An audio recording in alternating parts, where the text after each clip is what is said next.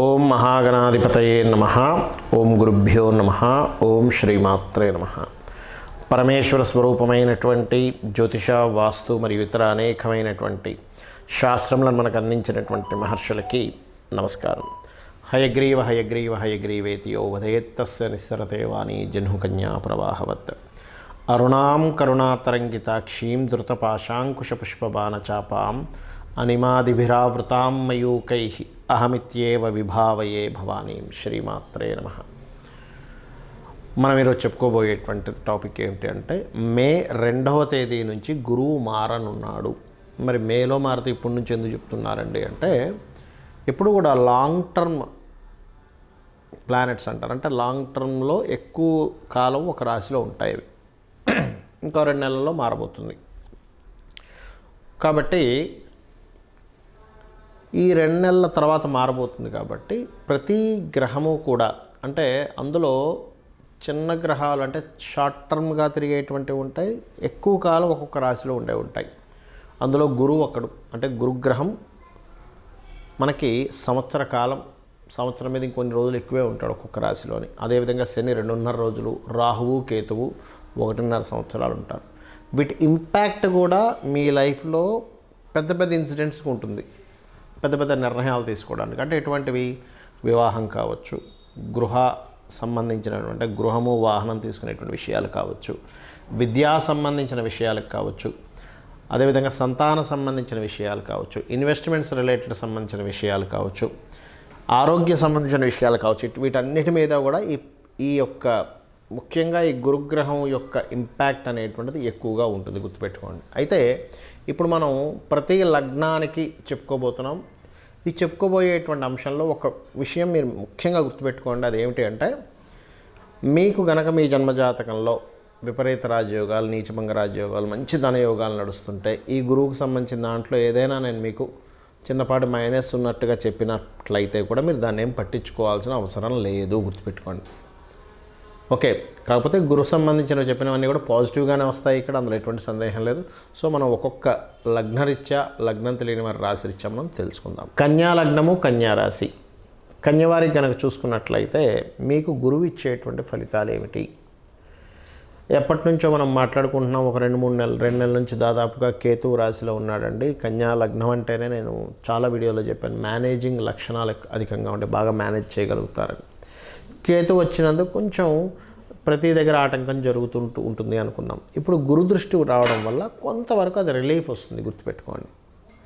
అయితే మరి కన్యవారికి ఎటువంటి ఫలితాలు ఇస్తాడు గురువు అని చెప్పి చూసుకున్నట్లయితే,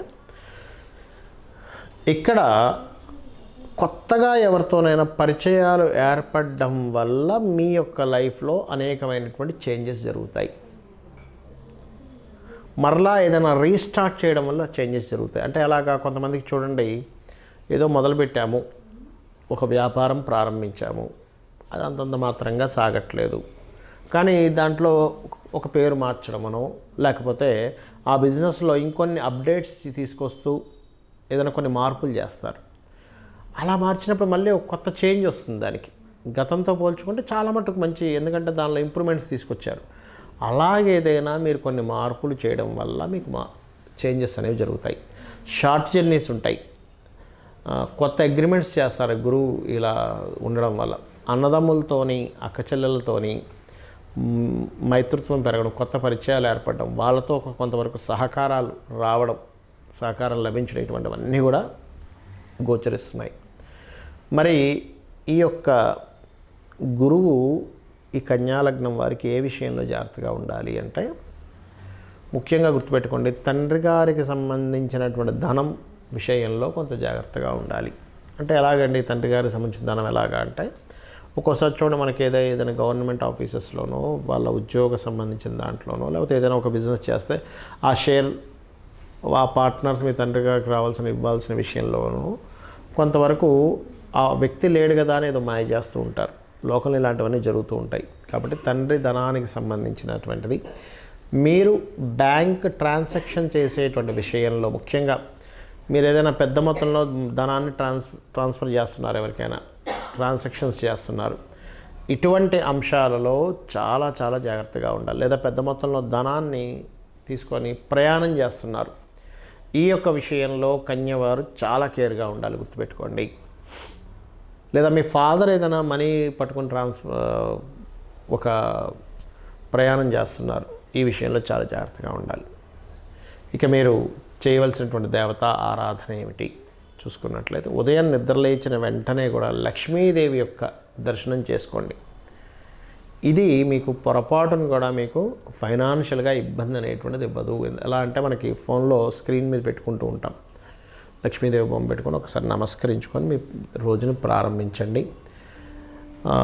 గోవులకి తీపి చపాతీలు అంటారు. అంటే చపాతీకి నూనె రాయకుండా చక్కగా కాల్చి దాని మీద తేనె పూసి చిన్న చిన్న ముక్కలుగా చేసి గోవుకు తినిపించండి, అన్ని విధాలు బాగుంటుంది.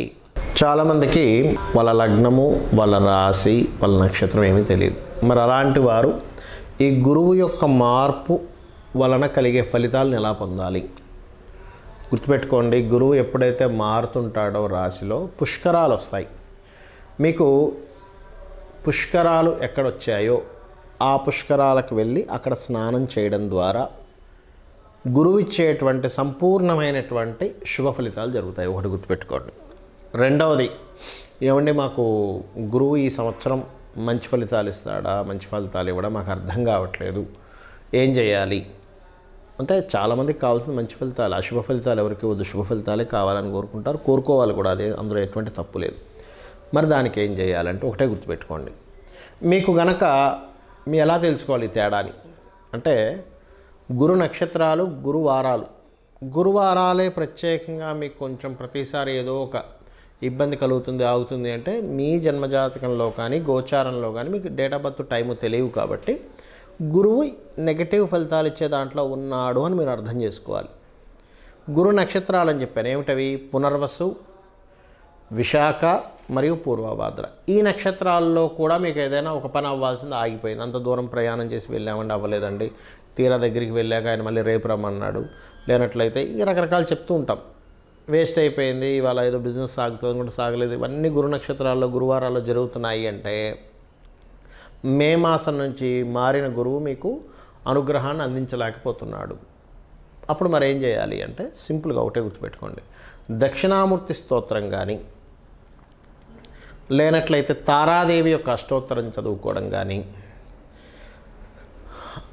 జయ గురుదత్త, శ్రీ గురుదత్త అనే నామస్మరణ కానీ, దిగంబర శ్రీ పాదవల్లభ దిగంబర అనేటువంటి నామస్మరణ చేసినా కూడా గురువు యొక్క అనుగ్రహం పరిపూర్ణంగా కలుగుతుంది. లేదండి మీకు దగ్గరలో మీకు విద్య నేర్పినటువంటి గురువులు ఉంటారు, వాళ్ళకి ఏదైనా వస్త్రదానం ఇచ్చి వాళ్ళకి కాళ్ళకి నమస్కరించుకోవడం, లేదా ఎక్కడో ఉంటానండి, నేను అమెరికాలో ఉంటాను, మా గురువుగారేమో ఇండియాలో ఉంటారు, మాకు తెలియదు అంటే, మాకు తెలియదు అంటే ఇన్ సెన్స్ మేము కలవలేము, పరిస్థితి, ఆయన ఎక్కడున్నాడో కూడా తెలియదు. ఇప్పుడు ఒకప్పుడు మాకు నేర్పించారు కానీ ఇప్పుడు ఆయన ఎక్కడున్నాడో ఆయన డేటా, ఆయన ఫోన్ నెంబర్ కానీ ఆయన విషయాలు మాకు తెలియకుండా అయిపోయాయి అనుకుంటే, కనీసం అతను స్మరించుకొని అతని పాదాలకు నమస్కరించుకున్నా కూడా గురువు యొక్క అనుగ్రహం పెరుగుతుంది. ఇది గుర్తుపెట్టుకోండి. అదేవిధంగా గురువారాలు మీకు ఎఫెక్ట్ ఎక్కువగా వస్తుందంటే, గురువారాలు ఉపవాసం ఉండండి, గురువారాలు దానం చెయ్యండి. ఎటువంటి దానాలు ఇవ్వాలి? శనగలు, పసుపు రంగు వస్త్రము దానంగా ఇవ్వండి. అదేవిధంగా గురువారాల పూట గోవులకి అరటికాయలు తినిపించండి. పసుపు, గంధము లాంటి పదార్థాలని మీరు దానంగా ఇవ్వండి ఆలయాల్లో. అదేవిధంగా పసుపు వర్ణము కలిగినటువంటి పుష్పాలతో దక్షిణామూర్తిని సేవించండి. ఇవన్నీ కూడా ఏం చేస్తాయంటే, గురుగ్రహ సంబంధించినటువంటి ఏవైతే మీకు నెగటివ్గా ఎఫెక్ట్స్ వస్తున్నాయో అవన్నీ తగ్గిస్తుంది. అలా అని చాలామంది తెలియక ఏం చేస్తారంటే, ఏమంటే నాకు గురువు బాలేడు అందుకే నేను కనకపుష్య రాగం పెట్టేసుకున్నాను అంటాడు. అలా పొరపాటును కూడా చెయ్యకూడదు. ఎందుకంటే చెప్తాను చూడండి. మీ దగ్గర కొన్ని కూరగాయలు ఉన్నాయనుకుందాం, వంకాయలు ఉన్నాయనుకుందాం, అంటే చిన్న ఎగ్జాంపుల్ కోసం. అందులో పుచ్చిపోయినవి, పాడైపోయినవి ఉంటాయి, బాగున్నవి ఉంటాయి. ఇప్పుడు మీరు పుచ్చిపోయినవి వండుకొని తింటారా, బాగున్నవి తింటారా? బాగున్నవే తింటాం. ఎందుకంటే పుచ్చిపోయినవి ఎందుకు తినము అంటే, అమ్మ పుచ్చిపోయినవి ఎలా తింటామంటే కడుపులోకి వెళ్తుంది, ఇబ్బంది కదా అని కదా. మరి గురువు మీకు పాడు చేస్తున్నప్పుడు గురువారాలు ఉపవాసం ఉండాలి, అంటే వదిలేయాలి కొన్నిటిని. గురువుకు సంబంధించినటువంటి దానాలు ఇవ్వాలి. అంతేగాని గురువు గ్రహానికి సంబంధించినటువంటి రత్నధారణ చేయకూడదు. రత్నం అనేటువంటిది ఏంటంటే ఆ ఎనర్జీని ఇచ్చేటువంటిది. ఇప్పుడు మీకు ఆల్రెడీ నెగటివ్ ఫోర్స్ రూపంలో గురుగ్రహానికి సంబంధించింది వస్తుంది. అలాంటప్పుడు మీరు తీసుకొచ్చేసి మళ్ళీ రత్నం పెట్టుకుంటే ఎలాగా? అది ఇంకొంచెం పెరుగుతుంది దాని ప్రభావం అనేది. సాధారణంగా చాలామందికి ఏంటంటే రత్నము ఏది ధరించాలో చాలామందికి తెలియదు. మాకు ఈ ఫలానా మహాదశ నడుస్తుంది, శనిదశ నడుస్తుంది, నీలం పెట్టేసుకున్నాను, గురుదశ నడుస్తుంది, కనకపుష్యరాగం పెట్టేసుకున్నానండి, చంద్రదశ నడుస్తుంది, ముత్యం పెట్టేసుకున్నానండి అంటారు. అది పూర్తిగా తప్పు, గుర్తుపెట్టుకోండి. చలికాలం నడుస్తుందండి అందుకని ఐస్ క్రీమ్ తింటున్నాను అంటారు ఎవరైనా.